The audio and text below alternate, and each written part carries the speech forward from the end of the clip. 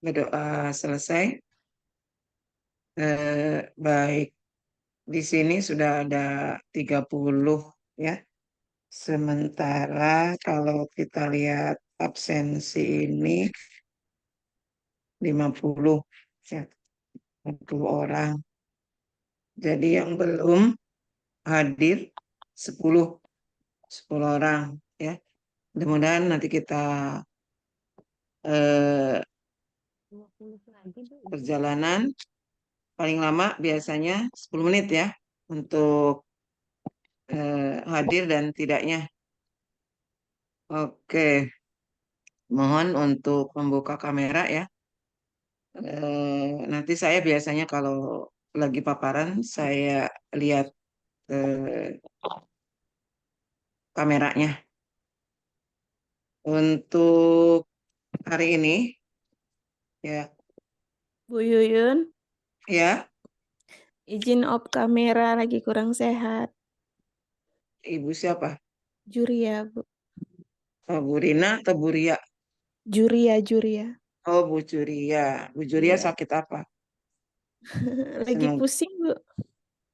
Meriang. oh, Mm-mm. eh, eh, Iya, ya Bu. semoga Makasih, Bu. yang sakit-sakit disembuhkan ya. Oke, Amin.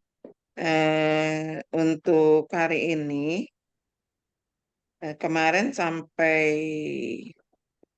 siapa Bu Wahyu ya? Alvia Zamzami, Bu.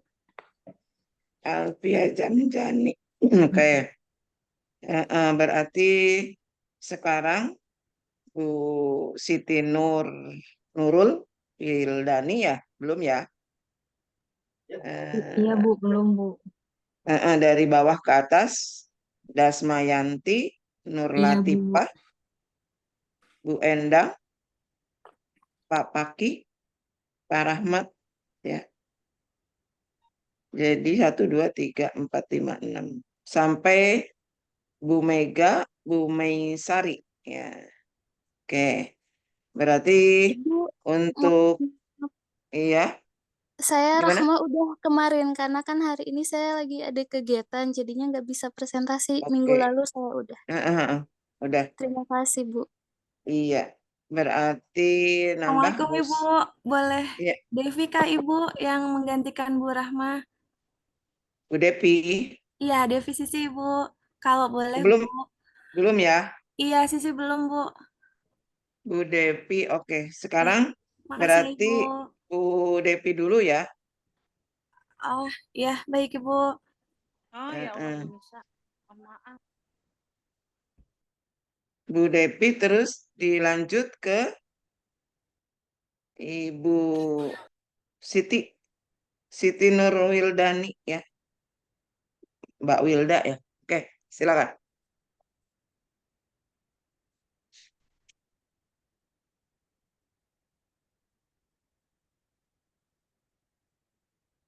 Depi, Depi.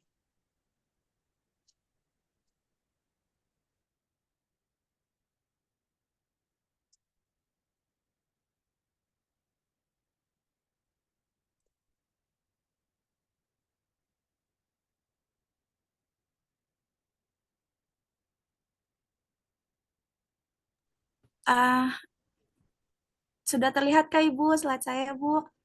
Sudah, sudah. Ya, baik. Assalamualaikum warahmatullahi wabarakatuh. Waalaikumsalam warahmatullahi Eh, wabarakatuh. yang terhormat Ibu Dr. Yuyun Nurlia MPD beserta rekan-rekan kelas 1A yang saya hormati dan saya banggakan. Semoga senantiasa sehat selalu. Di pagi hari yang cerah ini saya akan mencoba melakukan presentasi seminar proposal tesis saya yang berjudul Analisis Kesantunan Bahasa dan Nilai Sosial dalam Novel Hujan karya Terelie serta implikasinya terhadap pembelajaran Bahasa Indonesia di SMA Nizamiyah Andalusia kelas 11.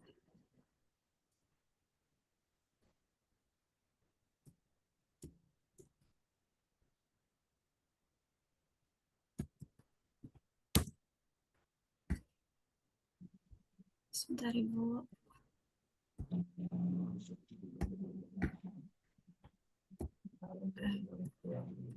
Baik, Berikut adalah judulnya. Kemudian di slide selanjutnya ada di bab 1 ada pendahuluan dan latar belakang.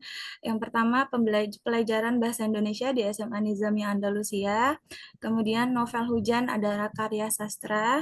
Yang ketiga penggunaan bahasa pragmatik dalam novel Hujan karya Terelie yang coba saya angkat di tesis saya nanti. Kemudian terdapat berbagai kesantunan bahasa dan interaksi sosial atau nilai sosial antar tokoh yang menarik untuk dikaji. Yang kelima, kualitas pembelajaran dan kesadaran siswa tentang pentingnya kesantunan bahasa dan nilai sosial dalam berkomunikasi. Identifikasi masalahnya yang pertama, keterbatasan penggunaan kesantunan bahasa dalam pembelajaran di SMA Nizamiyah Andalusia kelas 11. Yang kedua, keterbatasan penggunaan nilai sosial dalam pembelajaran bahasa Indonesia di SMA Nizamiyah Andalusia kelas 11. Dan yang terakhir adalah keterbatasan penggunaan novel dalam pembelajaran bahasa Indonesia di SMA Nizamiyah Andalusia kelas 11. Adapun batasan masalahnya adalah saya coba menganalisa kesantunan bahasa dan nilai sosial dalam novel Hujan karya Terelie yang berimplikasi pada pelajaran bahasa Indonesia di SMA Nizamiyah Andalusia kelas 11. Rumusan masalahnya, bagaimana analisis kesantunan bahasa dalam novel Hujan karya Terelie.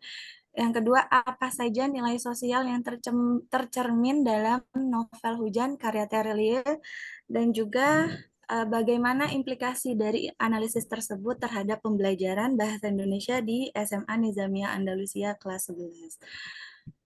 Adapun tujuan penelitian saya adalah untuk mengidentifikasi dan menganalisis bentuk-bentuk kesantunan bahasa yang digunakan oleh tokoh-tokoh dalam novel Hujan karya Terelie, dan juga mengidentifikasi dan menganalisis nilai sosial yang tercermin dalam novel tersebut, serta Lanjut. menganalisis Lanjut. Ibu. Di Lanjut. sini ada kegunaan penelitiannya. Kemudian di sini juga ada di sini ada di bab 2 itu saya coba landasan teori yang saya angkat adalah prinsip kesantunan politeness. Tadi saya lihat dulu kerangka berpikirnya kok nggak dibaca. Coba lihat dulu. Ini Bu, sudah Bu? Oh iya. Oke. Teorinya, iya, prinsip kesantunan politeness teori, Bu. Kemudian ada sosiologi sastra dan juga kajian sastra. Kemudian kerangka berpikirnya, ini saya mencoba penggunaan bahasa, konteks sosial, nilai sosial, dan juga implikasi pada pembelajaran tersebut. Hasil penelitian yang relevan dari 4 yang saya temukan, Ibu, oleh Yuris Anggraini, Bunga Febri Mora, dan juga Yudi Fitrah, dan Rina Yunita Srimuda dengan judul Kesantunan Berbahasa dan juga Nilai-Nilai Sosial dalam Novel Hujan Terelie, yang mana mereka masing-masing satu subjudul, tapi kalau di tesis saya nanti saya akan menggabungkan subjudul tersebut, Ibu, kesantunan berbahasa dan juga nilai sosial dalam novel Terelie, dalam novel Hujan maksudnya. Kemudian di bab 3 tentang metodologi penelitian, pendekatannya saya menggunakan penelitian kualitatif atau menggunakan deskriptif kualitatif. Adapun waktu dan tempatnya, saya mencoba penelitian dari bulan Agustus mendatang sampai dengan Desember 2024, insya Allah ya Ibu. Kemudian tempat penelitiannya di SMA Nizamiyah Andalusia kelas 11.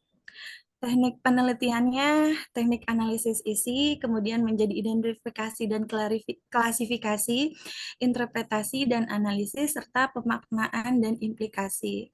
Adapun fokus dan subfokusnya adalah fokusnya kesantunan berbahasa dan nilai sosial dalam novel Hujan karya Terelie. Subfokusnya adalah implikasi hasil analisis pada pembelajaran bahasa Indonesia di SMA Nizamiyah Andalusia dan strategi pembelajaran bahasa Indonesia berbasis analisis novel Hujan karya Terelie. Kemudian di sini ada sumber datanya, data primer atau data utamanya adalah novel Hujan karya Terelie, kemudian data sekunder atau pendukungnya adalah literatur terkait teori kesantunan bahasa, nilai sosial, dan juga metode pembelajaran bahasa Indonesia seperti bahan ajar bahasa Indonesia di SMA Nizamiyah Andalusia. Teknik pengumpulan datanya saya menggunakan studi pustaka dan juga wawancara dengan guru bahasa Indonesia di SMA Nizamiyah Andalusia untuk memperoleh informasi mengenai implementasi pembelajaran tersebut. Kemudian analisis datanya, saya mencoba menganalisis tutur kesantunan Ini bahasa. Ya, Bu. ngikutinnya ke halaman 31 karena novel kan. Iya, betul, Bu. Jadi jangan ngikutin yang kualitatif murni. Enggak kok, Ini Bu. nggak ada. Ah, Ini kan sampai metode analisis data saja. iya, betul. Ini saya penambahan aja sih, Bu. Maksudnya untuk memperjelas saya ke depannya nanti karena saya mencoba menganalisis data dan keabsahan data tersebut, Ibu. Mohon maaf, Ibu, kalau misalnya saya lewat dari pembahasan gitu. Iya, nanti di D aja Iya, dijelaskan iya, yang metode analisa data. iya. Jadi yang tadi dijelaskan di awal-awal itu jangan menambah gitu ya, karena kan Oke, sesuaikan baik, dengan Ibu. sistematika yang halaman 31. Iya, baik, Ibu. Oke, udah Eh, ya? iya, ini lanjutannya Ibu ada korpus data dan lain sebagainya, teknik pencatatan data, dan juga daftar pustaka. Baik Ibu, Ya. mungkin sekian presentasi Baik, proposal seminar proposal tesis iya, saya. Mohon maaf kurang lebihnya ya Ibu, nanti saya akan perbaiki dan revisi kembali. baik. Untuk yang kualitatif, latar belakang itu tidak kayak gitu ya. Oh Latar iya, belakang, nanti latar belakang itu kenapa memilih novel, novel yang baik diangkat Bu. itu kenapa gitu ya. Iya, Jadi baik. jangan misalnya, Ya, itu Bu, karena saya tertarik saya dengan, tidak perlu jawaban. Ini ya baik, masukan aja. ya Saya baik tidak Ibu. perlu jawaban, nanti habis waktunya. Iya baik, terima Jadi kasih. ini latar belakangnya nanti dijelaskan dengan gamblang kenapa memilih novel tersebut, itu aja. Iya, Apa baik Ibu. kaitannya ya. Ya, baik. Terus yang berikutnya, identifikasi masalah itu kurang, kan Oh baru baik. 3. Iya, Mm-mm. seharusnya Ini 5 ya nanti Ibu. ditambahkan minimal Ya. 7 ya. Oh baik, iya. Heeh. Terus masalah tujuan itu sesuaikan dengan rumusan. Ya Heeh, baik Ibu. ya. Nah, ini kan rumusannya begini. Mm-mm. Tujuannya yang ngikutin yang rumusan, ya. Iya, baik Ibu. Heeh. Jadi nanti sistematis dan komitmen gitu kalau namanya Eh, penelitian. iya, baik Ibu. Terus kedua, landasan teori itu pointer-pointer. Nah, pointer-pointernya itu harusnya dari novelnya dulu. Ya, Oh novel. berarti saya coba dari kajian sastranya ya di ke atasnya ya Bu. Nah, Karena kan itu novel bagian terus dari kajian misalnya sastra. kenapa apa yang ada di dalam kesimpulan yang ada di dalam novel Hujan Karya ini apa gitu, di dalamnya Oh apa. Terus iya baik Ibu. nanti baru analisa tutur kesantunan itu nomor 2-nya. Baru yang Dua terakhir satu adalah, dua, nah kayak gitu kan sudah ya. sering kali ya Iya, ini karena iya. mau kamu kemarinnya itu sakit akhirnya ya kayak gini lagi ulang Iya lagi ya baik Ibu. Mohon tidak maaf ya Ibu. terinci. Karena sudah beberapa kali pointernya aja kalau misalnya pointernya mau apa kajian teorinya apa saja. Jadi tidak harus dijelaskan satu persatu kayak gini. Ini nanti di makalahnya ya Ya, di baik Ibu. tulisan lengkapnya ya. Iya, baik Ibu. Terus kerangka berpikir itu sudah berulang kali itu adalah tahapan. Ya, nggak kayak gini ya. Tahapan awal apa dulu ya? Si peneliti itu membahas atau mengkaji apa. Ya, jadi nggak kayak gini. Ya. Iya, baik Ibu. Ini bukan kerangka berpikir namanya. Kalau di kualitatif itu tahapan-tahapan penelitian. Tetapi kalau misalnya kuantitatif itu dari masalah dulu dimulainya. Ya. Iya, baik Ibu. Ini nanti jangan ada yang salah lagi ya, nggak kayak gini. Iya, Terus bab 3 itu ngikutin halaman 31. 31 itu tentang sistematika tentang kualitatif yang novel, film, buku dan lain-lain itu mengacunya ke 31 ya. Ya, baik Kalau Ibu. mau menambahkan itu nanti setelah bab 3 itu kan terdiri dari 3 A, B, C, D. Nah, dari B, K atau misalnya dari subjeknya. Dan ini harus dijelaskan ya. Bab 3 A, tempat dan waktu. Kalau memang novel biasanya tempatnya di mana? Nggak harus di SMA ya. Iya, baik, Kalau betul. novel ya. Metode penelitiannya bagaimana? Subjek penelitiannya metode analisa data. Sampai D ya. Ya. Makanya kalau bab per bab itu pointer A, B, C-nya ditunjukin di sini supaya jelas gitu ya. Nah, misalnya landasan teori A, landasan teorinya apa? Jangan disatukan dengan tadi kerangka berpikir. Enggak boleh gitu. Tetapi pointer-pointer supaya jelas ya. Baik Nah, ini Ibu. kan nggak kelihatan nih. Bab 3 metode penelitian. Nah, A-nya apa? Tempat dan waktu penelitian. A. Terus 1 tempat penelitian. 2, apalagi kalian orang bahasa Indonesia itu harus tahu runut gitu. Nggak kayak gini. Iya, Kalau gini baik, Ibu. nanti nggak jelas gitu ya. Iya. Apalagi ini karya tulis ilmiah. Lihat contoh coba. Contoh kan ada itu. Kalau misalnya udah bab A, B, C, D gitu. Iya. Jadi tulis ya. Iya. Oke, Baik, itu. Ibu. Iya. Lanjut ya. Sekarang supaya Iya. nanti bisa 10 karena kalau tidak salah 1 kali atau 2 kali kita ini tatap mukanya lagi. Yang Iya. berikutnya, Mbak Wilda, Ibu, silakan. terima kasih ya Ibu. Ya,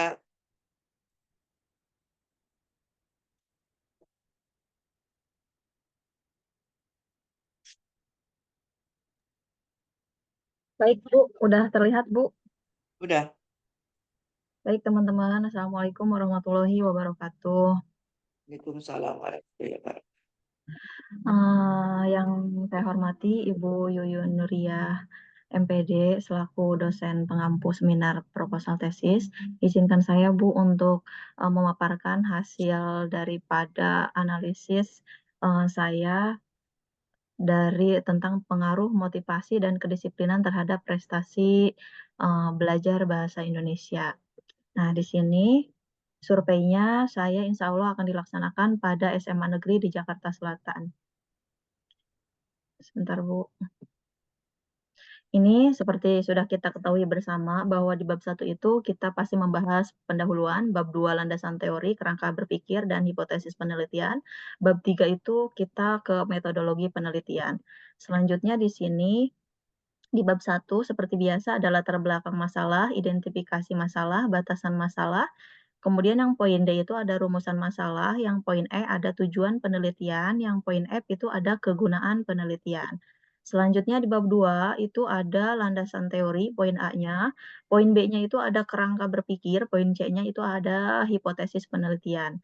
Selanjutnya di bab 3 seperti sudah kita ketahui bersama itu ada tempat dan waktu penelitian sampai dengan hipotesis statistik. Nah, selanjutnya di latar belakang masalah.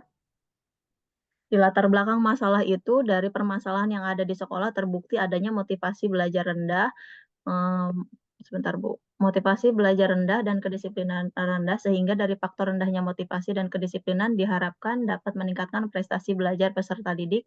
Kemudian yang saya ketemukan juga kurangnya peserta didik dibentuk untuk dapat disiplin belajar. Kemudian peneliti memiliki asumsi bahwa guru yang memiliki kompetensi dan motivasi dan kedisiplinan dapat meningkatkan motivasi belajar dan prestasi belajar siswa pada SMA Negeri di Jakarta Selatan.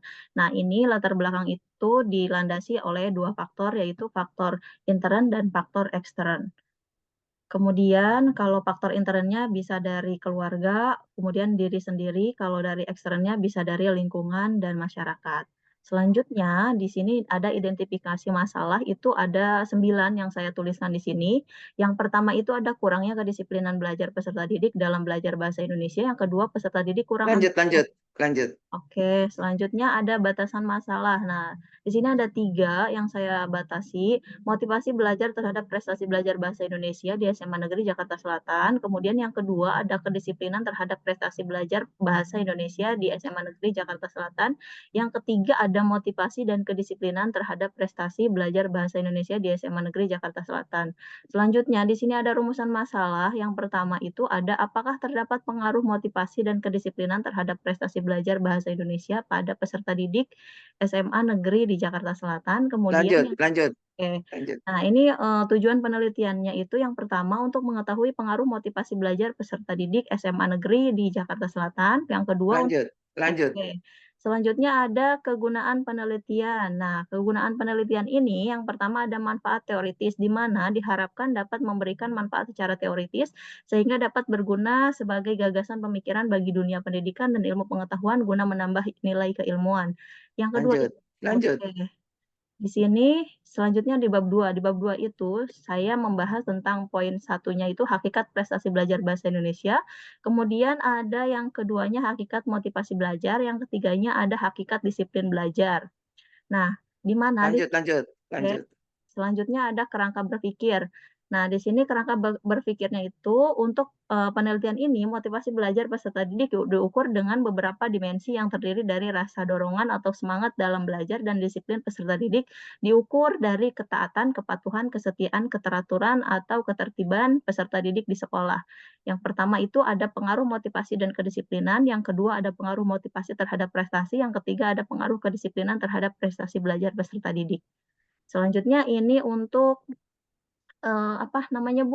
kerangka berpikir dalam model kayak semacam mind mapping, di mana di sini saya cetuskan permasalahannya dulu. Setelah permasalahannya, nanti di sini saya membuat strateginya itu motivasi dan kedisiplinan belajar bahasa Indonesia yang selanjutnya nanti adanya pertanyaan, lalu kita uji, dianalisis datanya menggunakan regresi dan uji F dan uji T. Kemudian di sini hasilnya apakah nanti ada pengaruh atau tidaknya dalam uji regresi dan uji F tadi, seperti itu, Bu. Selanjutnya ada hipotesis penelitian. Nah, di sini hipotesis penelitiannya itu ada 3, terdapat pengaruh yang signifikan motivasi belajar dan kedisiplinan belajar secara bersama-sama terhadap prestasi belajar bahasa Indonesia. Yang kedua, Lanjut. Nah, selanjutnya di sini mohon maaf saya kemarin terfokus karena di sini ada tempat dan waktu penelitian di mana tempat penelitiannya itu di SMA Negeri, di SMA Negeri 47 Jakarta Selatan sama SMA Negeri 87 Jakarta Selatan. Saya menggunakan 2 sekolah. Kemudian ini waktu penelitian itu saya gunakan dari mulai bulan April karena saya kemarin terpacu dengan pengajuan judul di bulan Maret seperti itu. Jadi saya gunakan di bulan April sampai dengan bulan September, di mana bulan Juni dan Juli itu saya akan mencoba untuk uji coba instrumen seperti itu nanti di bulan Juli seperti itu. Selanjutnya metode penelitiannya ini terdiri dari 3 variabel, variabel bebas X1 dan X2 dan variabel terikat di mana kita bilangnya dengan Y gitu. X1-nya motivasi belajar, X2-nya kedisiplinan, kemudian Y-nya itu prestasi belajar. Selanjutnya di sini populasi sampel dan teknik sampel. Nah, di sini populasinya kalau di SMA Negeri 47 itu ada 861, kemudian SMA Negeri 87 itu ada 683. Teknik sampelnya itu menggunakan random sampling, kemudian sampelnya 10% dari jumlah populasi diambil secara acak proporsional. Selanjutnya di sini saya menggunakan cara pengambilan samplingnya itu menggunakan rumus Slopin, di mana di sini saya hitung terlebih dahulu dari seluruhnya total dari jumlah SMA Negeri 47 sama 87 saya total di angka 1.544 siswa, lalu saya masukkan ke dalam rumus Slopin, hasilnya adalah 93,92. Jadi saya bulatkan menjadi 94 nanti yang akan menerima instrumennya seperti itu. Kemudian di sini ada keterangannya, di mana N itu jumlah sampel, N jumlah populasi, N besar, E batas kesalahan maksimal yang ditolerir dalam sampel alias tingkat signifikan adalah 10%. Seperti itu. Selanjutnya di sini Metode pengumpulan datanya berupa angket dan kuesioner.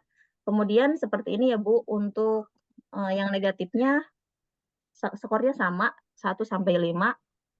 Kemudian instrumen penelitiannya itu instrumen prestasi belajar, dari Y dulu, instrumen motivasi belajar, kemudian instrumen kedisiplinan belajar. Nah, seperti ini contoh dari instrumen, sebentar Bu, instrumen variabel, maaf Bu, saya nggak kelihatan atasnya. Apa ya ini ya Bu? Saya terhalang oleh atasnya nih Bu. Bentar Bu. Contoh instrumen Prestasi belajar. variabel prestasi Oke, belajar. ya. Contoh instrumen variabel prestasi belajar seperti ini. Jadi di sini saya bikin pertanyaannya itu 30 pertanyaan. Jadi nanti si siswa itu akan mengisi, saya memiliki nilai yang rendah pada mata pelajaran sejarah, misal ini contohnya ya Bu, maaf. Belum saya edit Bu sejarahnya. Nah, di sini nanti siswa akan mengisi seperti itu. Kemudian di sini instrumen variabel X1-nya motivasi belajar. Nah, misalnya saya rajin ke sekolah terutama mata pelajaran yang saya sukai. Misalnya kalau TS itu berarti tidak setuju, KS kurang setuju, CS cukup setuju, S setuju, SS sangat setuju. Seperti itu. Kemudian di sini ada variabel X2-nya kedisiplinan. Saya mengikuti pelajaran di kelas dengan tertib tanpa mengganggu teman di samping saya. Seperti tadi keterangannya TS, KS, CS, S, dan SS. Ini sesuai dengan kategorinya, skornya 1, 2, 3, 4, dan 5. Seperti itu. Kemudian teknik analisis datanya di sini teknik yang pertama, teknik analisis deskriptif, nanti dideskripsikan dulu. Yang kedua, pengujian prasyaratan analisis data itu ada uji normalitas data, uji linearitas, ada uji multikolonialitas, sama dengan poin D itu ada uji hipotesis. Nah, seperti ini hipotesis statistiknya ada yang ke-1, kedua, sama ketiga. Nah, selanjutnya ini ada daftar pustaka, sumber rujukan dari bab 1 sampai dengan bab 3. Selanjutnya di sini ada biografi saya, Bu. Selanjutnya sudah, Bu. Terima kasih banyak. Demikian Baik, paparan Mbak. saya. Kurang lebihnya saya mohon maaf. Assalamualaikum warahmatullahi wabarakatuh. Waalaikumsalam warahmatullahi wabarakatuh. Oke, nanti perbaikannya Ya, itu Bu. bab 1, latar Ya. belakangnya. Saya tanya dulu. Kalau yang jadi masalah apa? Tentang kedisiplinan, Bu. Kedisiplinan Enggak, sama motivasinya di faktor intern sama eksternnya, Bu. tidak. Kamu Tidak. kurang ini berarti kurang memahami apa yang mau dibahas. Ah, iya. Y-nya apa Y-nya? Y-nya prestasi belajar, Bu. Ya iya, kenapa nggak diangkat yang itu? Yang prestasi belajarnya ya, Bu. Iyalah, Oh, yang X1, X2 itu bukan masalah. Kamu nanti latar belakangnya ganti. Harus ya. Y. Prestasi belajarnya kenapa? Bukan Iya. pada motivasi dan kedisiplinan. Itu kan yang menyebabkan masalah atau yang memberikan solusi masalah. Ya. Mm-mm. Jadi yang masalahnya tuh Y. Ya. Maksudnya Tidak ya. boleh X1, X2. Mm-mm. Jadi yang dijelaskan itu Y. Y-nya kenapa? Baru yang latar belakang itu payung hukumnya apa? Ya, terus di situ nah baru misalnya bisa yang menjadi penyebabnya atau misalnya yang bisa menyelesaikan prestasi belajar adalah ini yang motivasi dan kedisiplinan. Iya. Jadi Y-nya bukan motivasi dan kedisiplinan, tapi Y Ya, itu tadi prestasi belajar. Oke ya. baik, Bu. Ini ada kaitannya nanti pada kerangka berpikir. Jadi Oke. kalau di sini latar belakangnya salah, kerangka berpikirnya salah. Nah, ini kan akhirnya tidak berdasarkan masalah yang diangkat, tetapi X1, X2. Sementara Mm-mm. Y-nya adalah prestasi belajar. Ini nanti ganti. Permasalahannya bukan X1, X2, tetapi Y. Ya. Iya, ya, Bu. Bu, Heeh. kalau yang seperti ini berkaitan nggak, Bu, dengan prestasi belajar? Misalnya guru kurang mampu mendorong dan menerapkan metode pembelajaran yang mampu Enggak, memotivasi. jangan itu dulu. Prestasi belajarnya kenapa? Iya. Gitu. Mm-mm. Heeh. Tapi harus berdasarkan pra penelitian. Jangan dikira-kira, jangan oh ya kayak gini enggak. Tetapi harus membuat pra penelitian dulu, Iya. menyebarkan instrumen. Kenapa prestasi belajarnya? Gitu. Jangan Iya. mengira-ngira, jangan katanya guru yang sudah mengajar di situ atau misalnya kamu selama mengajar tetapi tidak berdasarkan fakta gitu. Iya. Walaupun kamu misalnya mengadakan pembelajaran di situ, tetapi tidak bisa langsung dijadikan sebagai alasan diangkat jadi masalah. Tetapi harus diadakan dulu menyebarkan instrumen pendahuluan untuk penelitian. Syaratnya seperti itu. Oke, berikutnya itu tujuan. Itu sama dengan rumusan. Tujuan yang ini ya, Rumusannya, Bu. coba lihat. Bentar, Bu. Rumusannya itu Ini ya, Bu. yang pertama, coba yang pertama Pak, rumusan. Masalah, iya, terdapat Nah, pengaruh dan kan, apakah terdapat pengaruh motivasi dan kedisiplinan? Ini tujuannya juga sama ke sini. Untuk mengetahui urutannya ya 1, 2, 3 sama dengan rumusan. Kamu lihat tidak nih? Untuk mengetahui pengaruh motivasi belajar. Nah, sementara yang dannya mana? Oh iya, Bu, iya, iya. Nggak ada kan? Mm-mm. Nah, yang ini bersama-sama dulu yang nomor 1. Yang nomor 1 Baru bersama-sama nanti dulu, Bu. motivasi yang nomor 2, nomor 3 baru ke disiplin. Gitu. Jadi harus runut, harus komitmen. Mm-mm. Terus yang berikutnya bab 2. Itu urutannya salah. Dari kajian teori itu tidak langsung kerangka berpikir, tetapi penelitian terdahulu dulu. Ya. Yang bab 2 ya, Bu? Bab 2 itu urutannya kajian teori, penelitian terdahulu, ya, kerangka berpikir, baru hipotesis. Hipotesisnya sama dengan rumusan masalah, ya, gitu. Itu yang bab 2 ya. Untuk bab 3 itu coba di SMA Negeri 47 dan 48 itu apakah satu kecamatan atau tidak? Satu kecamatan, Bu. Nah, nggak boleh. Oh, nggak boleh ya, Bu? Cari kecamatan lain supaya satu wilayah. Tidak Oh, boleh satu kecamatan. iya, Bu, maaf, Bu. Beda, Bu. Beda kecamatan. Betul, Bu. Kalau beda kecamatan oke. Tapi jangan secara keseluruhan siswa yang ada di 47 dengan 87. Kamu cari yang satu jenjang. Ya. Ini di kelas 11, Bu. Untuk kelas Oke, 11-nya. kalau kelas 11 Iya. berapa ya? Ya, Di itu 47 terus 87-nya berapa? betul, Kalau Bu. misalnya memang 1000-an ya. Iya. 1544. Iya. Berarti kamu ambil 10% ya di sini Iya, ya? betul, Bu. Oke, nggak jadi masalah karena sampelnya segini. Iya. Tapi kan yang biasa di ini ya, 20 Unindra ya, sampai Bu? 25 ya. Kalau 20 sampai 25 nanti kebanyakan kalau misalnya 1000-an ya. Ya udah nanti kamu bisa sih untuk ini ya 10% karena ininya populasinya banyak ya. Nanti Populasinya sampelnya banyak, Bu. berarti Ini sampelnya satu angkatan aja, Bu, 94. segini. Oke, bisa. Berikutnya bab 2 metode penelitian itu diurai. Jangan disatukan. Jenis metode penelitiannya apa yang dipakai? Baru desain. Jangan langsung desain, ya. Sesuaikan dengan sistematika aja. Yang mana, Bu? Yang Bab 3, bab 2. bab 3B, metode penelitian. Metode penelitian. Jenis metode penelitiannya apa? Ini ya, Bu. Nah, Yang ini. nomor Ini. A, tempat dan waktu. B. Coba B-nya mana? Ini. Nah, itu dipisah. Nomor 1 jenisnya apa? Nomor 2-nya baru desain. Dan ini desainnya salah.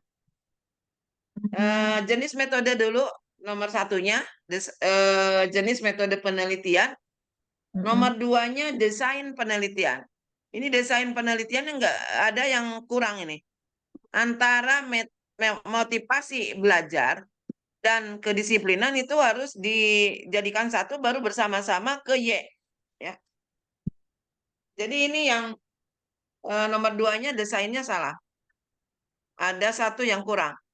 Antara X1 bersama-sama dengan X2 nanti ininya ke Y, panahnya ke Y. Nah itu. Iya, Bu. Berikutnya bab 3. Itu prestasi belajar. Itu Ini, Bu. yang mau diukur apanya, ya. Selain dari kajian teori, prestasi belajar itu kan ada 3 ini ya yang harus diukur. Sikap, pengetahuan dan keterampilan. Keterampilan. Ya. Nah Mm-mm. itu yang harus diukur, ya. Mm-mm. Kalau misalnya kognitifnya prestasi belajar ya tentang bahasa Indonesia, jangan nanti di situ walaupun memang tidak diedit ya, jangan sejarah. Jadi Iya, Bu. kelihatan itu. Harus kalau yang namanya dipresentasikan harus sesuaikan gitu. Jangan Mm-mm. diambil yang sejarah masuk sini gitu. Siap, Bu. Terus ya yang sikap. Nah, pakai apa sikapnya untuk prestasi belajar? Yang keterampilan dipakai apa? Cara pengukurannya, ya. Jadi tidak mutlak misalnya pakai skala Likert, tetapi Oh, iya. harus mengukur prestasi belajar dengan 3 ranah tadi, ya. Kayak itu ya. Baik, Bu. Yang lainnya udah bagus. Oke, Oke, makasih, Bu. ya. Oke, berikutnya setelah Wilda tadi siapa? Saya Ibu Dasmayanti. Ya, silakan. Baik.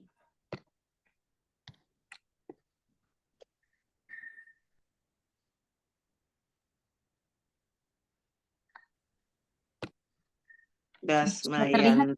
Iya, sudah terlihat belum Ibu? Iya, udah. Oke, Bismillahirrahmanirrahim. Assalamualaikum warahmatullahi wabarakatuh. Salam sejahtera Waalaikumsalam untuk kita semua. Yang terhormat Ibu Dr. Yuyun Nurlia MPD dan rekan-rekan 1A yang semoga selalu sehat dan diberi kemudahan.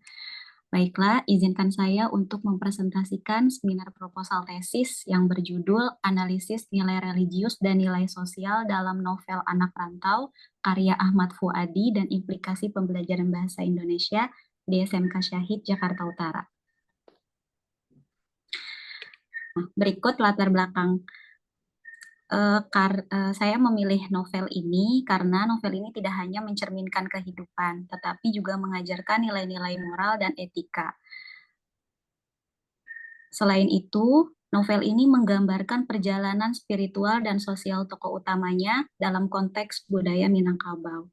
Dalam novel ini, nilai-nilai religius dan sosial saling terjalin, memberikan wawasan tentang kehidupan masyarakat dan prinsip-prinsip yang mereka pegang. Selain itu, diharapkan dapat berimplikasi ke dalam konteks pembelajaran di sekolah. Lanjut, identifikasi masalah. Yang pertama, kurangnya pemahaman tentang nilai religius yang penting dalam membentuk karakter dan sikap yang baik. Kedua, kurangnya pemahaman tentang nilai sosial yang penting dalam membentuk karakter dan sikap yang baik. Ketiga, kurangnya pemanfaatan novel sebagai media pembelajaran. Penggunaan novel sebagai alat pembelajaran bahasa Indonesia di SMK belum dimanfaatkan secara maksimal. Fokus masalah. Batasan dalam penelitian ini adalah menganalisis nilai religius dan nilai sosial dalam novel Anak Rantau karya Ahmad Fuadi dan implikasi pembelajaran bahasa Indonesia di SMK Syahid, Jakarta Utara. Rumusan masalah. Pertama, bagaimana nilai religius dalam novel Anak Rantau karya Ahmad Fuadi? Kedua, bagaimana nilai sosial dalam novel Anak Rantau karya Ahmad Fuadi? Ketiga, bagaimana nilai religius dan sosial dalam novel Anak Rantau karya Ahmad Fuadi terhadap implikasi pembelajaran bahasa Indonesia? Tujuan penelitian. Pertama, untuk mendeskripsikan nilai religius yang terkandung dalam novel Anak Rantau karya Ahmad Fuadi. Lanjut. Oke, baik Bu. Kegunaan penelitian.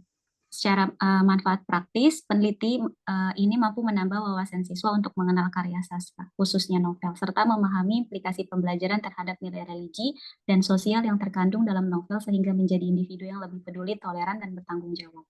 Secara teoritis, penelitian ini Lanjut. Baik, Bu. Landasan teori dan kerangka berpikir. Yang pertama, pengertian semantik. Subnya, definisi semantik, manfaat semantik, semantik dalam analisis sastra. Kedua, nilai religius dalam novel anak rantau, makna simbolis, makna ritual, dialog, dan refleksi. Tiga, nilai sosial dalam novel anak rantau, interaksi sosial, deskripsi masyarakat, konflik, dan resolusi. Penelitian yang relevan diambil dari sebuah jurnal penelitian berjudul Analisis Nilai Sosial Kemanusiaan dan Edukasi dalam Novel Anak Rantau karya Ahmad Fuadi, volume 10 nomor 2 tahun 2023 oleh Indalio Ritonga, Budi Martono, dan Ninik Mardiana. Kerangka berpikir, pertama, kerangka konseptual, mengidentifikasi aspek-aspek kunci yang relevan untuk pemahaman dan analisis nilai religius dan sosial pada novel anak rantau karya Ahmad Fuadi yang menjadi fokus utama analisis. Yang kedua, kerangka teoritis, menggunakan konsep analisis nilai religius dan nilai sosial sebagai landasan untuk menganalisis dan mengembangkan metode pembelajaran yang tepat. Ketiga, kerangka operasional, menguraikan langkah-langkah konkret untuk menginterpretasikan hasil penelitian ke dalam pembelajaran. Berikut kerangka berpikir secara min mapping. Kemudian bab 3 metodologi penelitian. Pertama, waktu dan tempat penelitian. Waktunya insya Allah dimulai dari Agustus sampai Desember 2024 jika tidak ada halangan, Ibu. Tempat SMK Syahid Jakarta Utara. Pendekatan penelitiannya, penelitian kualitatif dalam bentuk deskriptif kualitatif menggambarkan kondisi apa adanya. Teknik penelitian, observasi partisipatif yang mendalam ditambah kajian dokumen yang bertujuan tidak hanya untuk menggali data, juga untuk mengungkap gaya sindiran dan kritik sosial. Fokus dan subfokusnya, penelitian sastra ini berupa nilai religius dan nilai sosial dalam novel Anak Rantau karya Ahmad Fuadi. Sedangkan subfokusnya pada penelitian ini adalah mengklasifikasikan dan mendeskripsikan nilai religius dan nilai sosial dalam novel Anak Rantau karya Ahmad Fuadi. Berikut instrumen analisis, teknik pencatat data. Pertama, membaca novel, menganalisis setiap bab, mencatat temuan data nilai religius dan nilai sosial, memasukkan data ke dalam instrumen, menghitung jumlah hasil temuan simpulan. Kemudian teknik pemeriksaan keabsahan data, yang pertama kepercayaan, uji kepercayaan terhadap data hasil penelitian, keteralihkan, validitas eksternal dalam penelitian kualitatif, ketergantungan melakukan audit terdapat proses penelitian, dan kepastian dapat dilacak kebenarannya dan sumber informasinya jelas. Baik, Ibu, terima kasih. Baik. Untuk Bu Dasmayanti, Iya, Ibu. itu sistematikanya ngikutin halaman 31 tidak? Iya, halaman 31. Itu harusnya diurai ya. Tempat dan waktu satu. Jadi diberikan ini ya. Misalnya bab 3 metode penelitian A. 1, 2, B metode penelitiannya apa? Ini kan tidak boleh lah bintang-bintang kayak gini, bintang-bintangnya anak kecil nantinya. Jadi Baik, harus runut, sesuaikan dengan sistematika ya. Mana nomor 1, mana nomor 2 ya. Dan Baik, di situ Bu. tidak ada yang namanya pendekatan penelitian, nggak ada di halaman 31 ya. Adanya itu metode penelitian. Mana coba ada nggak? Iya, ada di halaman 31 ya, Ibu, metode penelitian. Iya, tapi yang B-nya metode penelitian apa coba di sini? Enggak diurai kan? Nah, Iya, enggak bisa. Jadi bab 3 itu harus sesuaikan dengan sistematika yang ada di halaman 31. Jangan pakai bintang-bintang kayak gini, ya. Baik, Bu. Sesuaikan aja. Misalnya kalau di bab 3-nya itu A, tempat dan waktu. 1, tempat penelitian. B, 2, waktu penelitian. B, metode penelitian. Di sini belum tercover. Tidak ada fokus dan subfokus di sini tidak ada. Double-double nanti. Karena di awal sudah ada fokus, ya. Jadi ini ngarang namanya. Terus subjek penelitian nggak ada di situ. Metode analisis datanya mana? Nggak ada di situ. Baik, Bu. Harus Ya. sesuaikan di halaman 3 ya. Iya, Besok Bu. tidak ada lagi yang salah ya. Karena ini udah mau terakhir. Ini kelihatan Dasmayanti tidak mengikuti selama ini. Padahal saya sering-sering untuk memberikan ini perbaikan-perbaikan, sesuaikan sistematikanya ya. Dengan sistematika yang ada yang novel. Novel itu di halaman 31. Novel, film, buku itu di halaman 31. Nah, jadi nanti ini bab 3 disesuaikan dengan yang sistematika 31. Baik, Bu. Berikutnya yang bab 1 identifikasi masalah itu ditambah. Terus jangan 3, minimal 7. Kerangka berpikir itu bukan kayak gitu. Tidak ada namanya kerangka berpikir konseptual, kerangka berpikir ini kalau yang kerangka itu ada di bab 2. Bab 2 di ini ya. Dari kajian teori itu ada ya, kajian teori baru tuh. Kajian teorinya mana coba lihat. Kajian teori, landasan teori dan landasan teori itu jangan disatukan dengan kerangka berpikir karena setelah landasan teori itu ada penelitian terdahulu ya. Ini Misalnya yang penelitian bab 2 Bu. itu terdiri dari A. Landasan teori, B. Penelitian yang relevan. Nah ini B. Makanya jangan dibintang-bintangin kayak gini, ngikutin Baik, Bu. sistematika ya. Udah Ya. S2 kok kayak anak SD aja kasih bintang-bintang kayak gini. Baik, Eh, Bu. Penelitian yang relevan, terus kerangka berpikir itu yang nomor C-nya. Iya, baik, Bu. Jadi ini ngikutin yang ini. Kerangka berpikir untuk kualitatif itu langkah-langkah ya. Langkah-langkahnya. Langkah yang pertama apa? Langkah kedua apa? Begitu. Ini juga sama. Jangan kayak gini. Kerangka berpikir dalam bagan itu sesuaikan kalau misalnya kualitatif itu langkah-langkahnya yang dilakukan oleh peneliti apa aja. Yang ya, langkah pertamanya apa? Nggak kayak gini. Dirubah nanti kerangka berpikir deskriptif maupun kerangka berpikir yang bagan. Tidak kayak gini. Baik, Bu. Terus udah bab 3 tadi sudah di awal. Oke. Ya. Sekarang Baik, lanjut Ibu. ke Terima nomor 4. kasih banyak. Nah, Assalamualaikum warahmatullahi wabarakatuh. Waalaikumsalam warahmatullahi wabarakatuh. Dengan Bu Nur Latifah udah belum?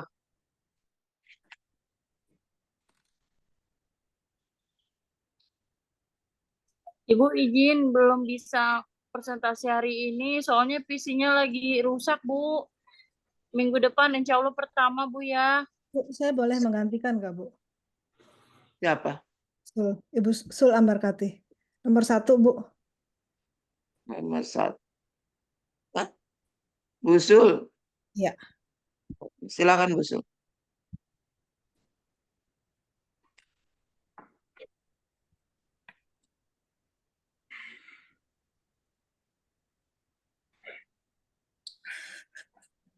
Sebentar, Bu.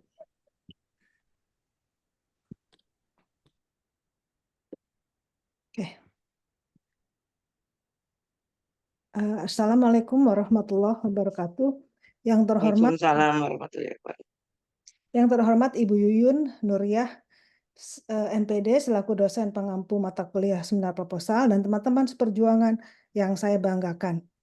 Terima kasih atas waktu yang diberikan kepada saya untuk memaparkan proposal tesis saya yang berjudul Analisis Karakter Kewirausahaan dan Aspek Sejarah dalam Novel Gadis Kretek karya Ratih Kumala dan implikasinya terhadap pengajaran bahasa Indonesia di SMA SPK.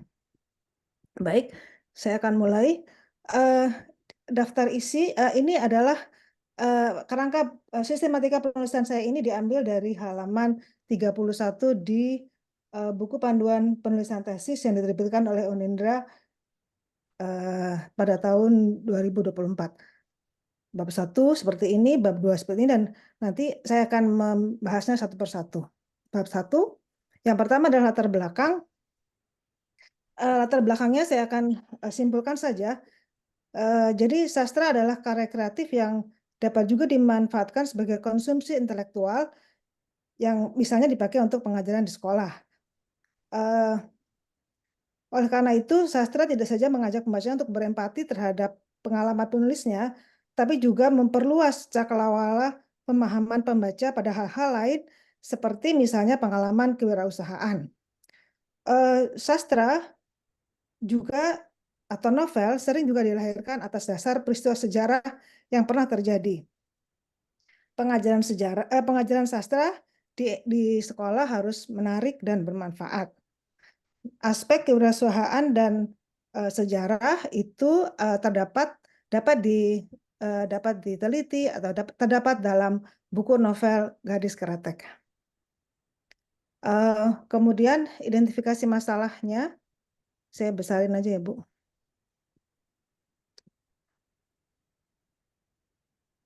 Yang pertama adalah minimnya minat pembaca peserta didik, terutama pada tingkat SMA di Indonesia, sehingga diperlukan solusi untuk mengatasi masalah ini. Yang kedua, minimnya pengetahuan siswa didik berkewarganegaraan Indonesia yang bersekolah. Lanjut.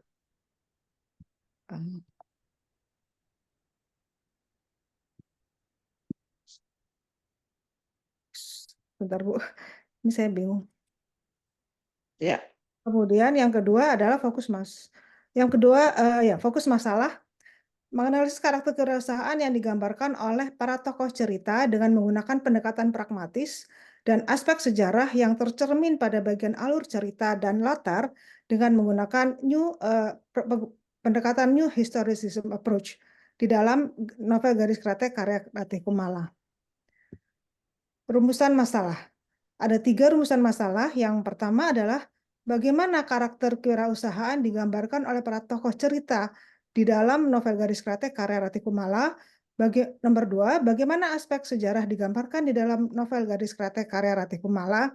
Dan yang ketiga, bagaimana penelitian ini memberikan implikasi positif kepada pengajaran sastra di SMA SPK pada khususnya. Tujuan penelitian sesuai dengan rumusannya ada 3 juga, yaitu mendeskripsikan dan menjelaskan karakter kewirausahaan dalam novel Gadis Kretek karya Ratih Kumala. Nomor 2, mendeskripsikan. Lanjut. Oke. Kemudian kegunaan penelitian ada 2, yaitu manfaat teoritis bagi peneliti lanjutan, kemudian manfaat praktis bagi guru, bagi mahasiswa, dan bagi penulis novel. Lanjut. Bab 2, landasan teori dan kerangka berpikir. Landasan teori, saya membagi ada 6. Yang pertama saya akan bicara tentang sastra, yaitu definisi sastra dan hakikat karya sastra. Kemudian karena saya menganalisis novel, maka saya akan juga menjelaskan tentang novel, yaitu definisi novel, fungsi novel, dan kemudian sinopsis novel. Ketiga adalah aspeknya, yaitu karakter kewirausahaan. Yang pertama saya akan membahas pengertian karakter kewirausahaan, lalu saya juga akan membahas indikator karakter kewirausahaan. Kemudian nomor 4 adalah aspek sejarah, hakikat sejarah, dan hakikat sejarah, kemudian sejarah dalam sastra. Dan nomor 5 saya akan membahas pendekatan yang saya pakai untuk analisis, yaitu pendekatan pragmatik untuk interpretasi dalam interpretasi sastra. Dan yang ke-6 itu New Historicism Approach atau pendekatan historisme baru untuk menganalisis sejarah.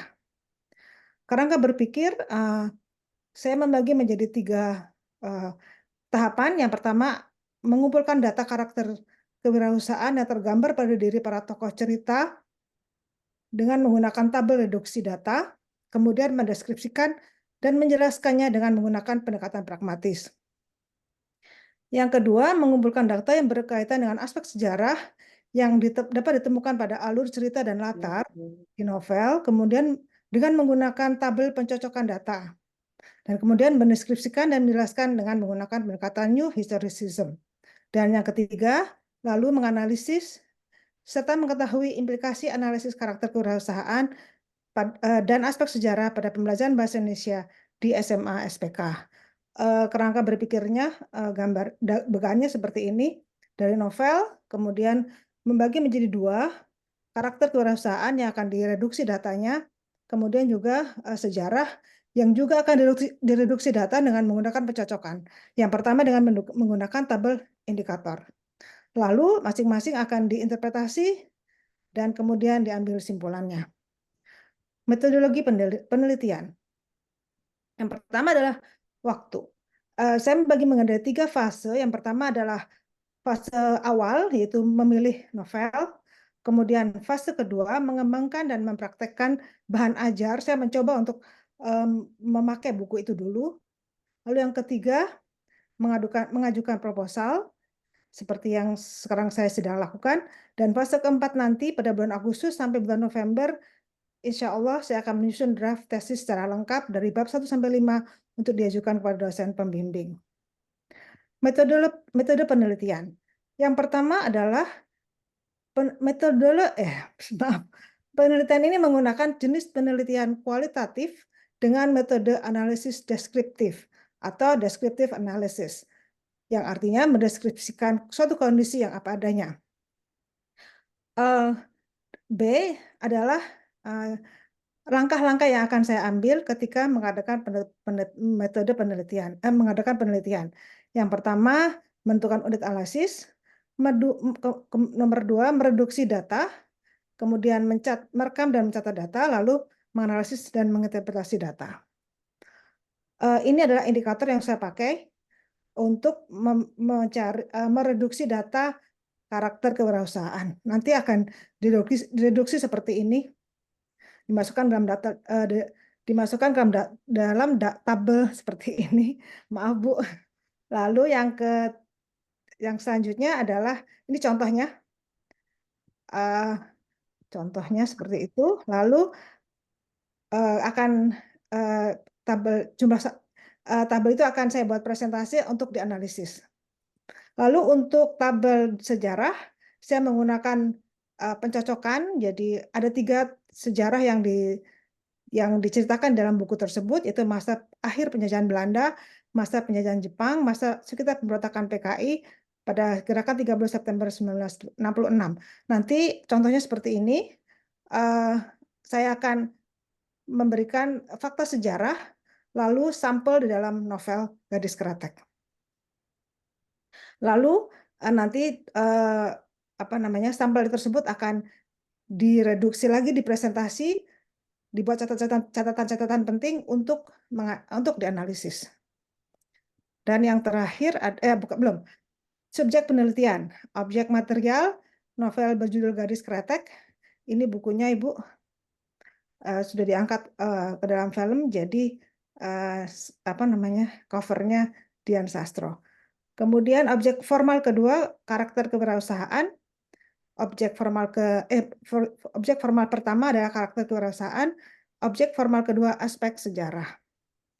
Kemudian metode analisis data, saya menggunakan teknik analisis isi atau content analysis dengan 2 pendekatan utama, yaitu pendekatan pragmatik untuk menganalisis karakter kewirausahaan, kemudian pendekatan historisme baru atau new historicism untuk menganalisis aspek sejarah. Di sini saya mengambil cuplikan bahwa kenapa saya menggunakan pragmatik, karena dengan pendekatan pragmatik ini kajian sastra yang berorientasi pada kegunaan, yaitu aspek kewirausahaan. Kemudian untuk historicism, kenapa saya menggunakan new historicism, karena penelitian ini melibatkan pembacaan teks sejarah yang relevan. Tadi ada yang lupa ya Bu. Penelitian yang relevan tadi belum Bu, maaf Bu. Ini penelitian yang relevan tadi ketinggalan sesudah landasan teori. Penelitian relevan yang pertama dilakukan oleh Eko Israhayu pada tahun 2019. Judulnya Nilai-nilai kewirausahaan dalam novel Bidadari untuk Dewa karya Asma Nadia. Dalam novel ini ditemukan, jadi ini bertujuan untuk mendeskripsikan ragam nilai kewirausahaan yang terdapat dalam novel Bidadari untuk Dewa. Hasilnya menunjukkan bahwa di dalam novel Bidadari untuk Dewa terdapat nilai-nilai kewirausahaan yang dapat menjadi inspirasi dan motivasi bagi pembacanya. Yang kedua, dilakukan oleh Murtini berjudul Fakta Sejarah. Udah, lanjut. Sudah selesai, Bu. Jadi tadi saya Oke. kelewatan. Ini daftar pustakanya. Terima kasih. Baik. Iya, Bu Jul, udah mulai ini ya bagus, sesuaikan dengan yang bab satunya udah ya. Di bab 2-nya itu di landasan teori, cuma digabung-gabung aja ya, gabungkan antara yang nomor 1 dengan nomor 2 itu di satu ya. Jadi jangan terlalu banyak kayak gini. Oke, baik, Bu. Antara sastra dengan novel itu satu, disatukan ya. Baik. Baik. Jadi Jadi jangan maksudnya satu judulnya sastra, sastra dan dua novel. novel. Jadi sastranya bagaimana di dalam novel tersebut ya. Nah, itu jadi ini satu, sastra dan novelnya di satu. Yang keduanya itu hakikat. Hakikat nilai karakter kewirausahaan yang nomor 2. Nomor 3-nya hakikat ini hakikat aspek nilai-nilai aspek sejarahnya. Nomor 5, 6 itu nanti di ini nggak usah di dalam landasan teorinya diurai kayak gini ya. Jadi kebanyakan nanti di sini. Oh, Jadi baik, ini Bu. nanti digabung atau misalnya nanti eh, bisa nomor berikutnya, kan 3 tadi 4. 4 itu terdiri dari misalnya ini pendekatan pragmatis. Ini nanti kaitannya itu sebenarnya dengan sastra. Jadi di atas sebenarnya nomor 5 nanti ke atas. Historis approach-nya itu ke sejarah masuk. Jadi jangan dipisah kayak gini. Nanti Oh, sastra nomor 5 itu ke atas ke sastra. baik, Bu. Nomor 6 itu pendekatan historisnya ya ke nomor sejarah. Ya. Oh, jadi nanti jadi pendekatan pragmatik dalam interpretasi sastra dimasukkan ke dalam bab ini ya, Bu ya, nomor 3 ini ya, Bu. Di nomor 1 Iya, sastranya. baik, Bu. Yang nomor 6 itu masuknya ke sejarahnya. Sejarah. Baik, Bu. Bagaimana ya pendekatan historisnya gitu. Kan udah masuk ke sini. Jadi di dalam landasan teori jangan terlalu banyak gitu. Baik, Bu. Oke, itu yang bab 2. Bab 3 itu di bagian B, metode penelitian. Waktu, nah ini jangan kalau sudah B, jangan A gede lagi B. Kan orang bahasa tahu lah gimana menata ini ya. Coba lihat B, yang B. Ini yang B. Oh, Nah itu B besar, A besar lagi, B besar lagi. oke, Enggak baik. kan enggak kayak gitu. Cuma Ininya cuma urutan. diganti satu aja ya, Bu ya. Nah, bila bisa 1, 2 bisa. Tapi yang bawahnya nanti Tapi di ini ABC ya, Bu. sesuaikan. Jadi jangan setelah B besar, A besar lagi. Jadi enggak ini. Yang lainnya udah bagus. Baik, Oke. Bu. Terima kasih, Bu. Ya. Berikutnya setelah Bu Jul tadi itu karena Bu Nur Latifah tidak bisa Bu Endang ya. Pak Endang Suhendar. Tunggu, Bu, sebentar. Ini caranya nge-stop share. Baik, Bu. Udah stop share belum ya? Ya.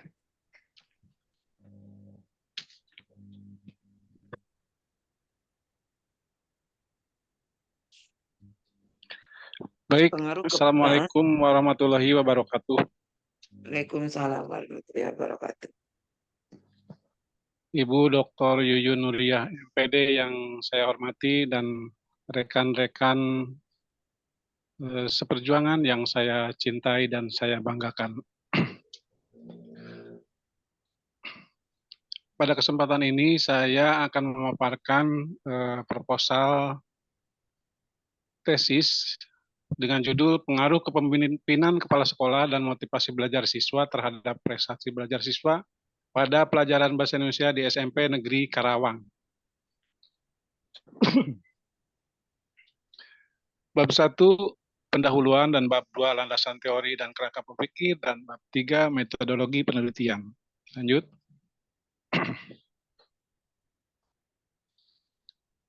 Di dalam bab 1 ada latar belakang masalah, dan B-nya identifikasi masalah, C fokus masalah, D rumusan masalah, E tujuan penelitian, dan F kegunaan penelitian. Bab 2 terdiri dari 3, yaitu landasan teori, penelitian relevan, dan kerangka berpikir.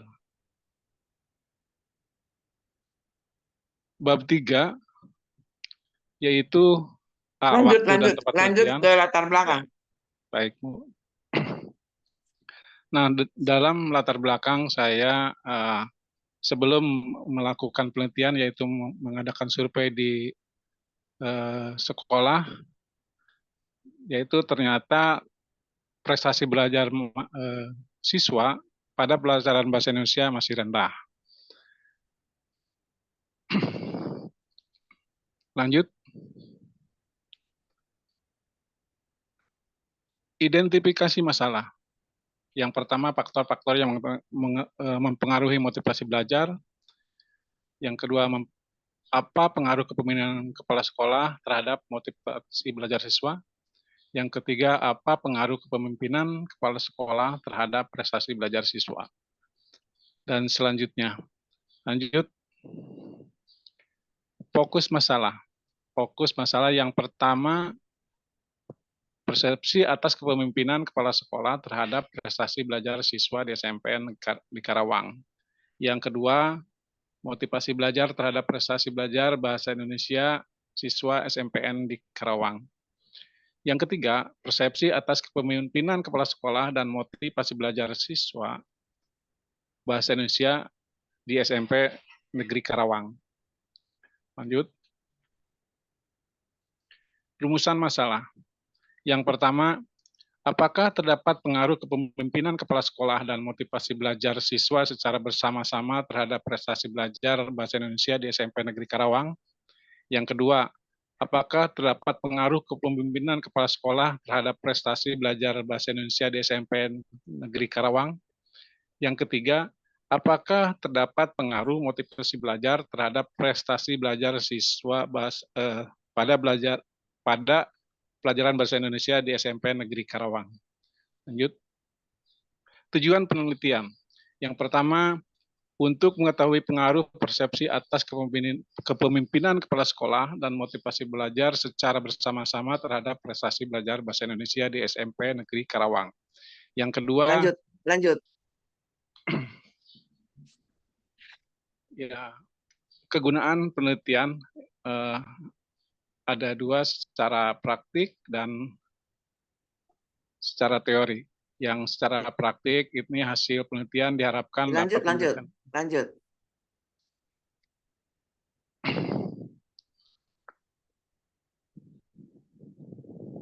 Lanjut, Neng.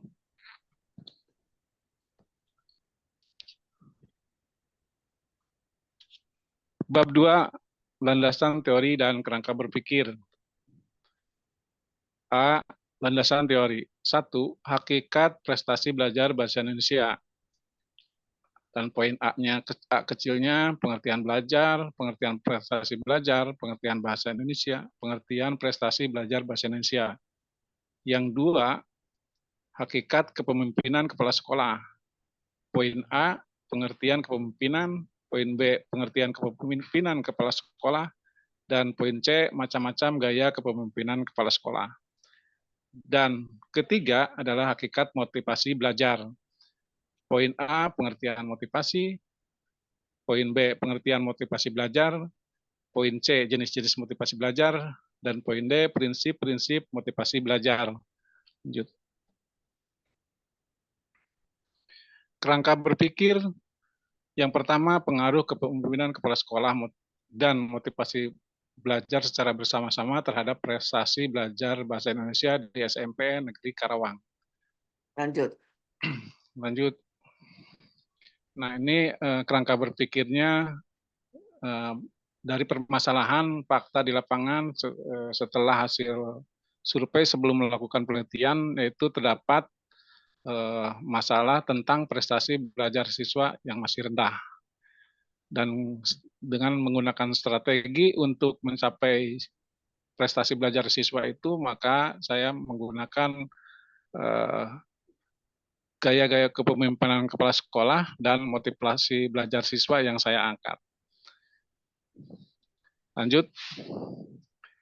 Hipotesis penelitian. Terdapat pengaruh yang signifikan persepsi atas kepemimpinan kepala sekolah dan motivasi belajar siswa secara bersama-sama terhadap prestasi belajar bahasa Indonesia di SMP Negeri Karawang. Yang kedua, terdapat pengaruh yang... Lanjut. Bab 3.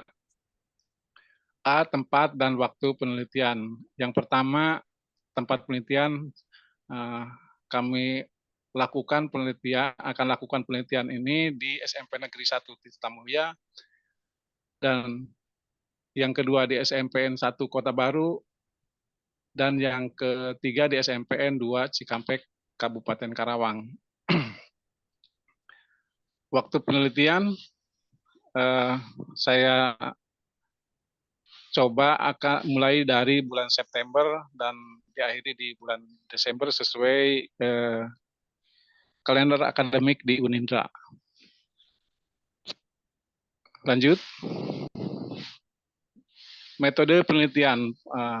Metode penelitiannya X1-nya ini adalah kepemimpinan kepala sekolah, X2 motivasi belajar, dan Y-nya adalah prestasi belajar. Lanjut.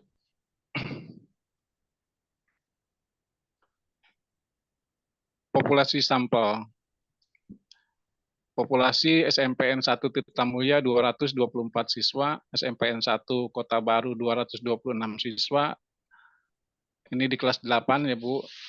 Dan di SMPN 2 Cikampek ini di 3 kecamatan sebanyak 251 dengan jumlah 719, dan yang saya akan ambil adalah antara 20% sampai 25% dari jumlah populasi secara acak.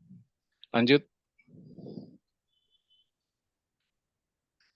Metode pengumpulan data berupa angket dan kuesioner skala dengan menggunakan skala Likert.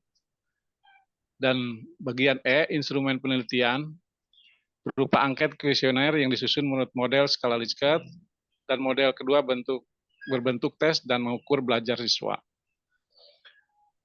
Yang pertama, instrumen variabel prestasi belajar siswa, definisi konseptual dengan definisi operasional, serta kisi-kisi. Yang kedua, instrumen variabel persepsi siswa atas kepemimpinan kepala sekolah, definisi konseptual dan operasional, dan selanjutnya kisi-kisi. Yang ketiga, instrumen variabel motivasi belajar siswa. Yang pertama definisi konseptual, dan B-nya definisi operasional, dan C-nya adalah kisi-kisi. Lanjut. Contoh instrumen variabel Y atau prestasi belajar siswa. Definisi konseptual prestasi belajar bahasa Indonesia merupakan hasil yang diperoleh oleh siswa berupa angka maupun huruf yang menandakan tinggi rendahnya pengetahuan siswa setelah mengikuti PBM atau proses belajar mengajar dengan materi yang diberikan guru. Lanjut. Nah, bentar, kembali ke atas. X1-nya. Nah, ini instrumen X1 yaitu tentang kepemimpinan kepala sekolah. Seperti tadi yang di instrumen Y-nya juga sama. Nah, ada yang pertama ada definisi konseptual, definisi operasional, dan kisi-kisi. Lanjut di instrumen X2 juga sama. Ada definisi konseptual, definisi operasional, dan kisi-kisi. Lanjut.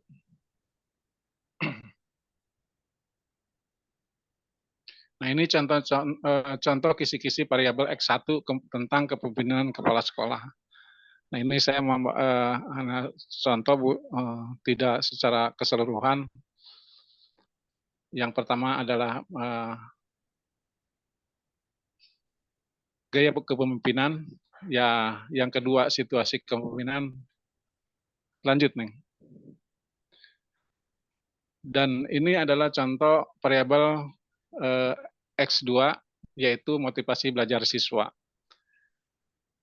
Yang pertama tentang ketekunan belajar, yang kedua tentang ulet dalam menghadapi kesulitan, yang ketiga tentang minat dan kerjasama ketajaman perhatian dalam belajar. Lanjut. Ini contoh instrumen variabel X, yaitu tentang kepemimpinan kepala sekolah. Ini baru saya masukkan 7 pertanyaan. Lanjut, Neng. Dan yang kedua ini adalah contoh instrumen variabel X2, yaitu motivasi belajar,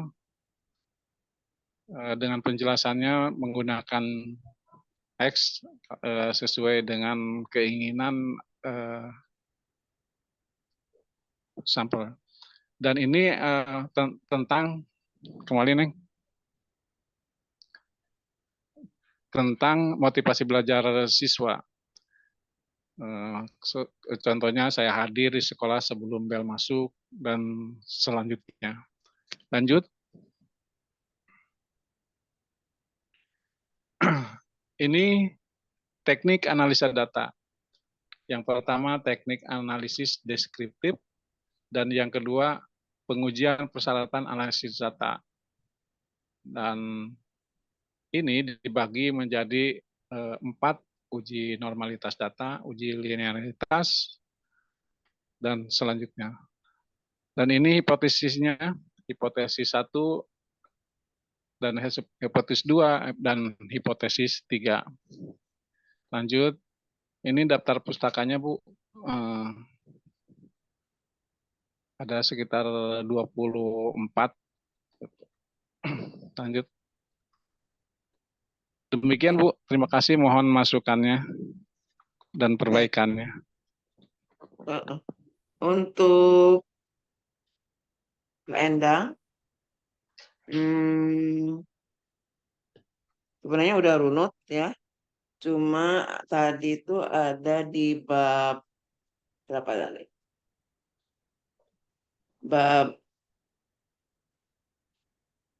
3, metode penelitiannya itu diurai ya. Metode penelitian bab 3, jenis metode penelitiannya apa, desainnya apa, gimana gitu. Coba. Nah, ini diurai satu persatu. Iya. Jenis metode penelitiannya apa? Oh iya, Bu. Oke. Ya, kalau ini udah benar. Dan metodenya untuk instrumen itu dari ini dulu ya, dari Y itu yang mau diukur apa gitu ya? Kalau instrumen kalau instrumen Y-nya hasil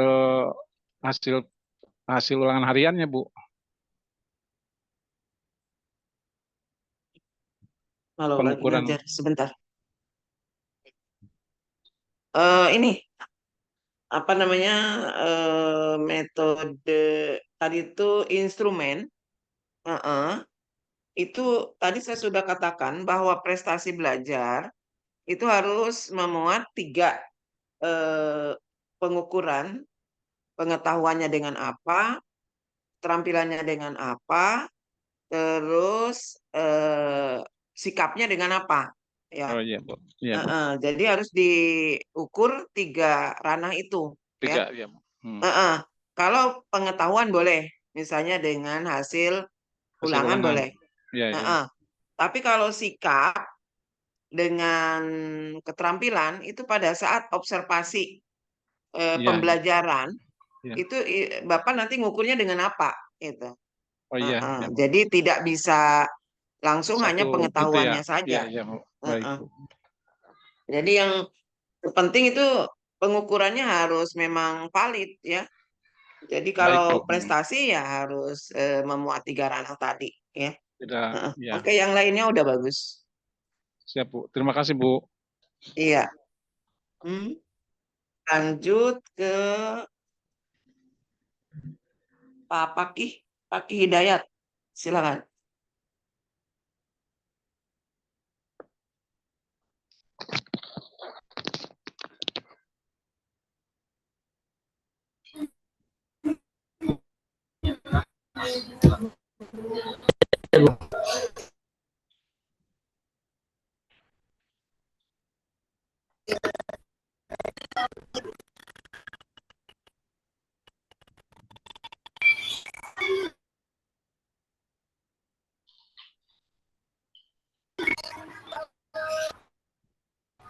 Pakih ada?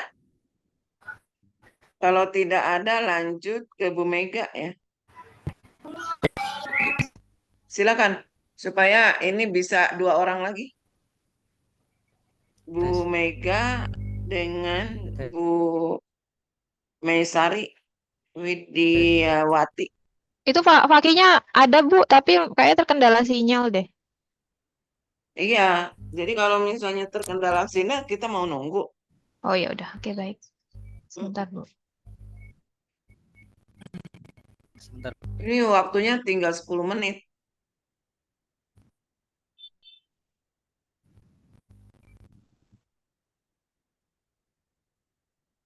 Silakan Bu Mega.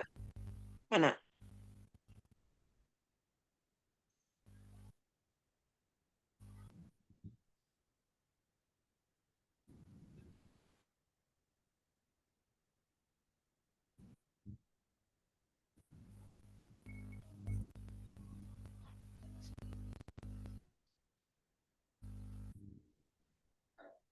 Sudah terlihat ya, Bu? Ya, sudah silakan. Bismillahirrahmanirrahim. Assalamualaikum warahmatullahi Waalaikumsalam warahmatullahi wabarakatuh. wabarakatuh. Saya Mega Mulia Andiari. Mohon izin Bu Yuyun untuk presentasikan seminar tesis saya. Seminar proposal tesis. Nah, gitu. Yang berjudul Analisis Nilai Moral dan Pendidikan Karakter dalam Novel Laskar Pelangi karya Andrea Hirata dan implikasi terhadap pembelajaran Bahasa Indonesia kelas 7 di SMP Nizamiyah Andalusia. Di sini yang pertama ada latar belakang, yang kedua ada identifikasi masalah, yang ketiga ada fokus masalah, yang keempat ada rumusan masalah, yang kelima ada tujuan penelitian, dan keenam kegunaan penelitian. Di sini latar belakang masalah yang pertama yaitu kondisi pendidikan di Indonesia saat ini sangat dianggap kurang efektif. Karena pendidikan di Indonesia lebih mengutamakan membentuk peserta didik yang cerdas, akan tetapi kemampuan kemandirian serta outputnya dipertanyakan. Yang kedua, kemerosotan cara berpikir dan bertindak, karena sesungguhnya cara berpikir dan bertindak seseorang itu didasarkan pada sikap atau karakternya, sehingga dipandang sangat perlu adanya pendidikan yang lebih difokuskan pada pendidikan karakter. Yang ketiga yaitu sumber belajar yang digunakan oleh guru dalam melakukan pembelajaran harus relevan dan mendidik. Di sini ada identifikasi masalah yang sudah saya tulis, ada 6. Yang pertama yaitu rendahnya pendidikan karakter dan nilai sosial siswa dalam pembelajaran bahasa Indonesia. Yang kedua yaitu kurangnya lanjut. Yang ketiga yaitu ada fokus masalah. Di sini fokus masalahnya yaitu menganalisa nilai moral dan nilai pendidikan karakter dalam novel Laskar Pelangi karya Andrea Hirata dan implementasinya pada pembelajaran bahasa Indonesia di kelas 7 SMP Nizamiyah Andalusia. Di sini yang keempat yaitu ada rumusan masalah. Di sini saya tulis ada 3, yaitu yang pertama bagaimana analisis nilai moral dan pendidikan karakter dalam novel Laskar Pelangi karya Andrea Hirata dapat digunakan untuk meningkatkan kesadaran dan kemampuan siswa kelas 7 SMP Nizamiyah Andalusia dalam memahami dan menerapkan nilai-nilai moral dan pendidikan karakter dalam kehidupan sehari-hari. Yang kedua yaitu apakah analisis nilai moral dan pendidikan karakter dalam novel Laskar Pelangi karya Andrea Hirata dapat membantu guru dalam mengembangkan strategi pembelajaran yang lebih efektif untuk meningkatkan kesadaran dan kemampuan siswa kelas 7 SMP Nizamiyah Andalusia dalam memahami dan menerapkan nilai-nilai moral dan pendidikan karakter. Yang terakhir Lanjut. Oke. Yang selanjutnya yaitu adanya tujuan penelitian.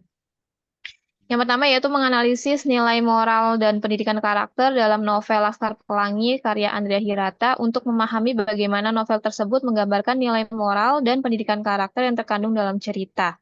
Yang kedua yaitu mengetahui manfaat penelitian untuk meningkatkan nilai pendidikan karakter dan nilai sosial siswa serta memberikan banyak pelajaran yang berharga melalui novel yang dibaca.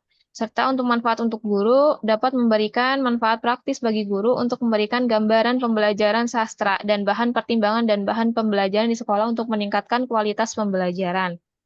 Yang kedua, ini bab kedua yaitu pertama ada landasan teori, terus yang kedua ada penelitian yang relevan, yang ketiga ada kerangka berpikir. Di sini landasan teori yang pertama ada pengertian nilai moral. Nilai moral secara menyeluruh merupakan poin-poin yang Nggak usah. Pointer-pointernya aja. Nggak perlu yang kayak gini. Kayak gini nanti kan tadi udah ini. Ya, tadi udah dijelaskan. Direvisi yang di Ya, baik, awal-awal. Bu. Nanti saya revisi. Jadi ini udah bisa lewat ya, Bu ya. Saya langsung ke kerangka berpikir.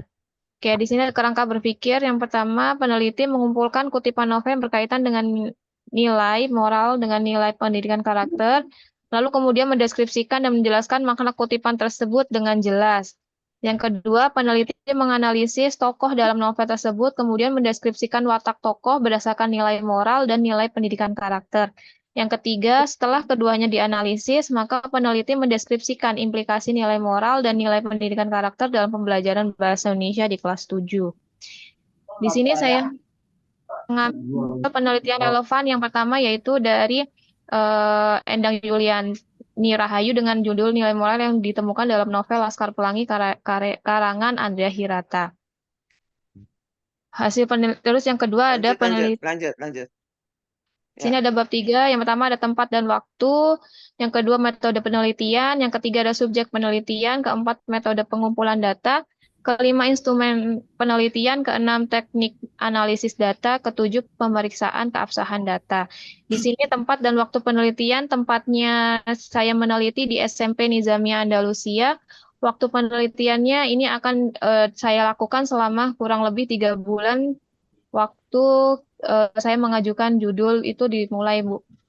Di yang kedua yaitu ada metodologi penelitian. Di sini saya mengambil jenis penelitian yaitu penelitian kualitatif, yaitu menggunakan deskriptif kualitatif, menggambarkan suatu kondisi yang ada padanya. Langkah-langkah penelitiannya yaitu fokusnya menganalisis makna kutipan novel yang berhubungan dengan nilai moral dan nilai pendidikan karakter. Judulnya analisis nilai moral dan nilai pendidikan karakter dalam novel Laskar Pelangi karya Andrea Hirata dan implementasinya pada pembelajaran bahasa Indonesia. Subfokusnya yang pertama analisis nilai pendidikan karakter, terus yang B-nya analisis nilai sosial. Bu. Di sini ada nilai analisis nilai moral dan terakhir dari implikasi dalam pembelajaran bahasa Indonesia. Lalu subjek penelitiannya dalam penelitian ini adalah subjeknya guru bahasa Indonesia dan siswa kelas 7 SMP Nizamiyah Andalusia. Metode pengumpulan data. Data dalam penelitian ini berupa kata atau kutipan yang mengandung nilai moral dan nilai pendidikan karakter yang terdapat pada novel Laskar Pelangi karya Andrea Hirata. Yang kedua yaitu sumber data. Sumber data penelitian ini yaitu pada novel Laskar Pelangi karya Andrea Hirata yang diterbitkan oleh Bentang Pustaka Yogyakarta cetakan pertama 2005 dengan ketebalan buku 529 halaman. Di sini ada yang terakhir, ada teknik pengumpulan data. Pengumpulan data dilakukan dengan teknik baca dan catat. Teknik baca dan catat adalah bentuk teknik yang digunakan untuk mengungkapkan suatu masalah yang terdapat di dalam suatu bacaan atau wacana. Melalui teknik ini, semua bentuk bahasa yang digunakan dalam novel Laskar Pelangi karya Handra Hirata dibaca dengan teliti untuk menentukan nilai pendidikan karakter dan nilai sosial. Di sini instrumen penelitiannya yaitu instrumen dibuat batasan penelitian membatasi analisis nilai-nilai pendidikan karakter dan nilai sosial dalam kutipan novel Laskar Pelangi karya Handra Hirata, dan di sini instrumen penelitiannya. Teknik keabsahan data, teknik pemeriksaan keabsahan data terdiri atas perpanjangan keikutsertaan, ketekunan pengamatan, triangulasi, pemeriksaan teman sejawat, kecukupan referensi, uraian rinci, auditing, kajian kasus negatif, dan pengecekan anggota. Dari 9 teknik pemeriksaan keabsahan data di atas, teknik yang digunakan dalam penelitian ini yang pertama yaitu ketekunan pengamatan, uraian rinci, kecukupan referensi, dan auditing. Ya, terima kasih Ibu. Baik, untuk bab 1 ya, dari bab 1 latar belakang, itu sebenarnya yang dijelaskan itu kenapa memilih novel Laskar Pelangi itu, kenapa, masalahnya apa yang ada dalam Laskar Pelangi sampai tertarik di teliti, seperti itu sebenarnya, bukan dari nilai moral dan nilai pendidikan karakter ya. Tadi kan permasalahannya itu dari nilai moral dan nilai pendidikan karakter. Tidak ada ini ya, tidak nyambung nantinya. Karena yang jadi objek penelitian adalah novel Laskar Pelanginya. Pasti hebatnya gitu novel Laskar Pelangi sehingga dijadikan objek penelitian. Rumusan masalah. Coba lihat dulu rumusan masalah. Itu nanti jangan pakai nomor-nomor ya. Sesuaikan dengan sistematika. Kalau sistematikanya bab 1 itu mulai dengan A, ya A. Jangan nomor lagi di situ. Ngikutin ini aja deh. Tinggal nyontek aja. Jadi jangan ngarang-ngarang sendiri ya. Akhirnya ngarangnya salah gitu. Bab 1, 4. Apa di sini? A, B, C, D. A besar. Bab 1 Romawi itu kan A. Latar belakang B. Identifikasi C. Jadi sesuaikan dengan sistematika yang ada di panduan. Jangan ngarang tapi salah. Nah, rumusan masalah itu singkat. Tidak boleh terlalu banyak kayak gini. Misalnya, ya, bagaimana analisis nilai-nilai moral yang terkandung dalam bukan dan tidak, kalau kualitatif tidak boleh digabung ya, satu persatu. Analisis nilai moral dulu, baru analisis karakter yang kedua, baru nanti di tiganya itu bagaimana implementasinya. Jadi jangan mengikuti kayak kuantitatif, nggak bisa. Namanya juga kualitatif itu harus ini ya, jangan digabung-gabung, tidak bisa kalau digabung ya. Jadi nilai moralnya dulu, baru nilai karakter ya, baru nanti implikasinya gitu. Yang nomor 3 itu rumusan masalahnya. Bab 2 landasan teori itu tidak perlu dijelaskan, misalnya nilai moral apa enggak. Kalau yang di PPT itu dari awal, berarti ini setiap saya kasih masukan itu tidak dicatat ya. Kan ini sudah tinggal 1 atau 2 kali lagi. Landasan teori itu pointer-pointernya aja. Tadi ya mengenai sastra atau mengenai novelnya yang A, yang atau misalnya yang bab landasan teori A-nya landasan teori. Nah, baru nanti di bawahnya satu biasa ya, itu tentang sastra atau novelnya. Yang tadi seperti yang Pak siapa yang awal itu? Oh, Bujul ya. Itu yang kayak gitu ya. Seperti tadi. Nah, untuk yang kerangka berpikir itu bagian nggak kayak gitu. Bagiannya itu dimulai dari langkah-langkah ya. Langkah-langkah si peneliti dalam tahapan penelitian. Diawali dari apa dulu gitu.